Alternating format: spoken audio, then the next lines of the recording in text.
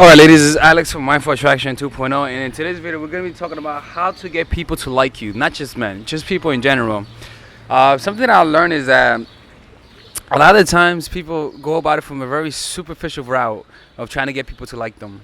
They go about it from a perspective of what should I do to make them like me? What should I do to make that person like me as a friend? And as you notice, even that perspective is not healthy because you're still in that same mentality of you're not enough. You see, you need to do things to make people like you. You need to say this to make people like you. And there's not something that you can say and they'll be like, oh gosh, actually you're a good person. Thank you for saying that. Like, the people like you because of your vibe. It's kind of like this. People don't remember what you say. People remember how you made them feel. For example, you don't remember the music of when you love a song and you really like the song. You don't listen to the lyrics. Like, you can hear the song in your mind, but you can't really recite the lyrics, even though you hear the song in your mind, right? That's how it is. Where the things you say and the things you say are the lyrics, but what really matters is the music behind the lyrics. That's what people remember of you. And so when you're able to project that your vibe in a very relaxed manner, no matter what you do is gonna be likable. Because when you like someone, you're gonna rationalize anything that they do as a good thing. You're gonna rationalize it. It doesn't matter who he is. You see, so in this video, I'm gonna show you how to make that happen. How to turn anything that you do or say into gold. All right. So let's get started. The first thing is uninhibitedness.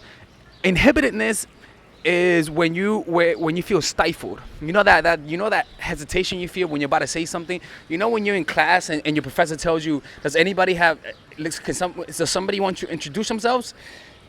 And everyone in class, like, they feel like, I don't know if I should introduce myself, right? You feel that tension, right? That's what we're talking about by the inhibitedness. The inhibitedness is the desire to do something, but you feel that hesitation. That's inhibitedness, right? So what you have to do is become uninhibited, because everyone's personality is pretty good. A lot of people are likable, but the problem is that they're inhibited. They have a lot of blockages. They have emotional blockages. So what you have to do is intentionally and proactively put yourself in positions that are uncomfortable. Put yourself in positions that requires you to open up, rather than reacting to the event because it happened randomly. Put yourself in those positions where you're uncomfortable and allow your body to get used to feeling uncomfortable in a proactive manner. Why?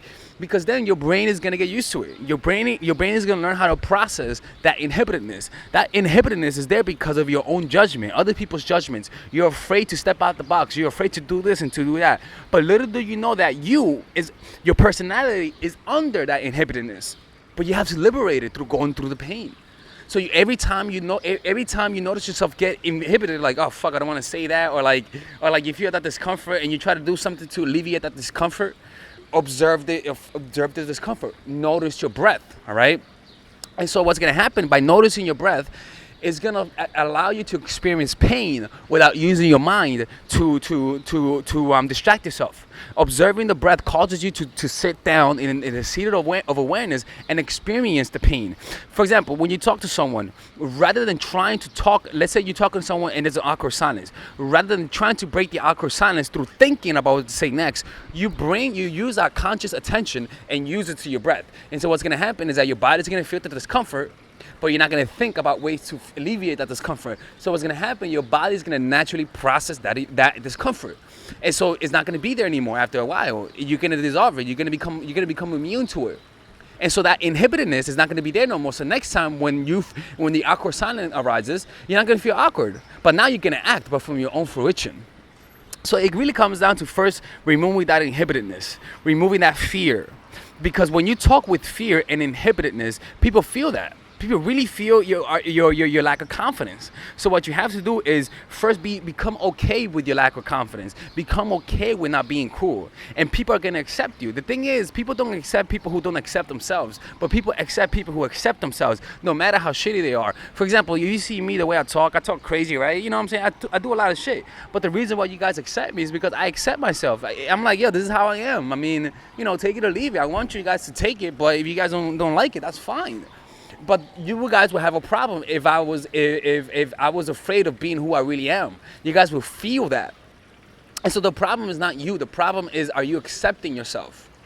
Are you accepting your negative traits and your positive traits equally? Why? Because when you don't accept your negative trait, you're gonna start lying to people just to come across cool, and that's dangerous. And people feel the fake ones. It's a lot better to be weak and real than strong and fake. You feel me? The second one, having fun rather than trying to get them to like you. Start asking yourself, how can I have fun right now? Rather than asking yourself, how can I make them like me? Notice the questions that you ask yourself when you're talking to people and interacting.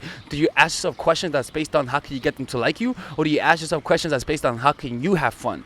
Because when you were a child, you weren't thinking about how to impress people. You were just thinking about how can I have fun? Children are always having fun. And so when you focus on having fun rather than getting people to like you, you're going to be yourself because you're usually yourself when you're having fun. Third thing, compassion. Compassion is huge because it requires a certain level of self-awareness. It requires a certain level of empathy towards other people. And so whatever you do with compassion, which you could actually gain through meditating, you could gain compassion through meditation, right? It'll enable you to actually care about the person. And people feel when you have compassion. People feel when you have an open heart. People feel when you care. You can feel that. You can feel when a doctor cares as opposed to when a doctor doesn't care. Not just in their vibe, but in the little things. In the little things that they remember about you. In the little details, in the kind of question that they ask.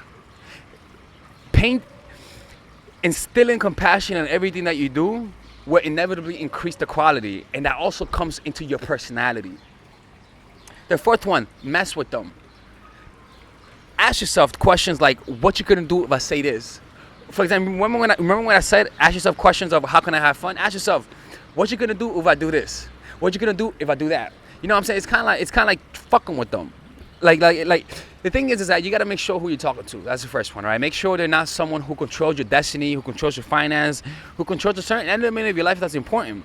But if they're just people you met, it's good to fuck with people. It's good to like say, so where you from? And you respond with, where you from? So they be like, so what ethnicity are you? And I respond with, I'm white. What? Yeah, I just have a good tan. You see, like that question comes from the perspective of I want to see his response. I want to see how he reacts. What you gonna do if I say that? Or for example, if somebody tells you, so what do you do for a living? I say, oh no, I'm just a male stripper. What the fuck, male stripper? You see, you're saying it from a place of what you gonna do if I say that. Or another one, a girl once told me, she was like, so I was like, so tell me something about you. She was like, well, I'm a man. And I'm like, what? She was like, yeah, I'm a man. Most people get surprised. I mean, look. And I was like, she was like, look at my Apple thing. And I was like, oh. And it's just like, nah, I'm just kidding. I'm like, fuck you, asshole. But it made me like you more. It made me like her more because she said, that came from a perspective of, let me see how he reacts. What you gonna do if I say this? What you gonna do if I say that? That's more playful. That's more cool. That's more fun to hang around with. All right. And the last one is see them as a friend. See them as someone who you genuinely care for. Like literally make the mental effort to see them as someone that you've known for a while. If you can't do that, see them as a pet. See them as a pet, one of your pets, not condescendingly, but as a pet, like because when you hang around your pets, you're not afraid of offending them. You don't get mad at them when they get mad at you, all right? Or even see them as your little brother. Like make the mental effort of seeing them as your little sibling, your little brother, or one of your best friends, because you're gonna feel the connection. You're not gonna feel the need to create a connection. So you're gonna assume comfort, and that's gonna change your whole personality, change the way that you interact with them, because most people think they don't know how to hold the conversation, but suddenly when they're around people they like, they're able to hold the conversation. But what's the difference?